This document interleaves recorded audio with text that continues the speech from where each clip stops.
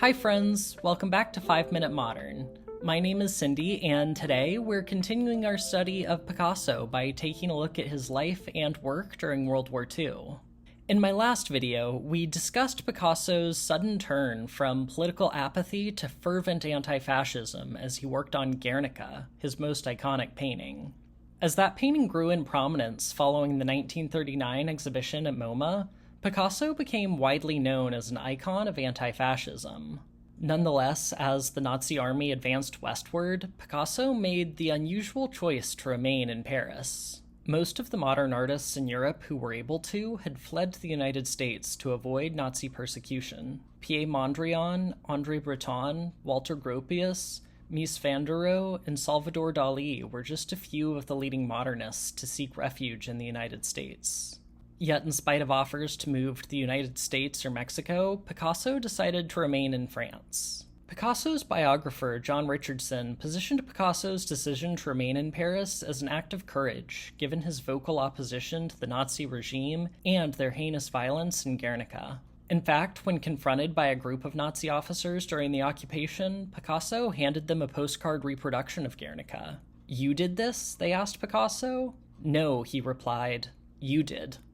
However, aside from that famous incident, Picasso largely kept to himself during the occupation and avoided sparking controversy. Although his international fame may have protected him from the violence faced by most Nazi dissidents, Picasso would certainly have been under pressure from the Nazi authorities not to be too outspoken.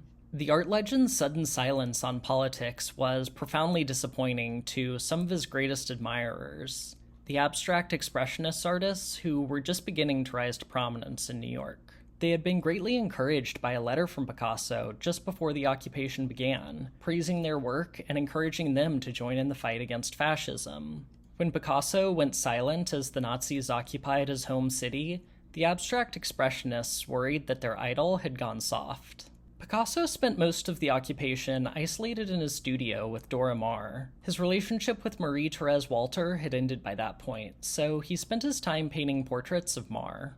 Though all of Picasso's portraits of Maar make her look heartbroken or uncomfortable, the paintings he did of her during the war years are especially filled with angst. He channeled his own stresses about the war into compositions that are dark-toned and claustrophobic, expressing the tense mood in his cramped studio. In spite of the immense difficulties of the occupation, in 1943, Picasso met yet another paramour, a fellow painter named Françoise Gillot.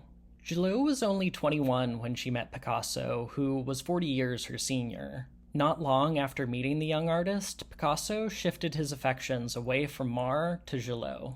Maar suffered a nervous breakdown as the relationship ended and sought treatment from the famed psychoanalyst Jacques Lacan. Eventually, Maar became a Catholic nun, saying, "After Picasso, only God." Paris was liberated by the Allied forces in 1944, and in the early months of 1945, Picasso began a second major anti-war canvas, the Charnel House. Taken together with Guernica, the Charnel House formed something of a bookend to Picasso's war years. They're both stylistically similar, informed by Picasso's studies in Cubism and Surrealism, and both rendered in the somber grayscale of newspaper photographs. The painting's subject is a family, bound and slaughtered under their dining table. Dora Maar would later claim that the work was inspired by a scene in a Spanish film of the time. Picasso, for his part, would allude to the work's inspiration by the disturbing photos of Nazi concentration camps that were published at war's end. This is likely untrue, as the composition was already well formed long before the horrors of the concentration camps were widely known. But whether the Charnel House was inspired by the specific atrocities of the Holocaust or the general destruction of the war, it stands as a haunting expression of the disturbing costs of violence. As the nightmarish war years ended, Picasso moved to the southern French coast in 1946 with Françoise Gillot to begin the longest and final artistic period of his life. I'll have more on that in my next video, but that's it for me today. As always, I hope you learned something. Please remember to like and subscribe. It really does help the channel out, and I really appreciate it. Thanks so much for watching. Bye.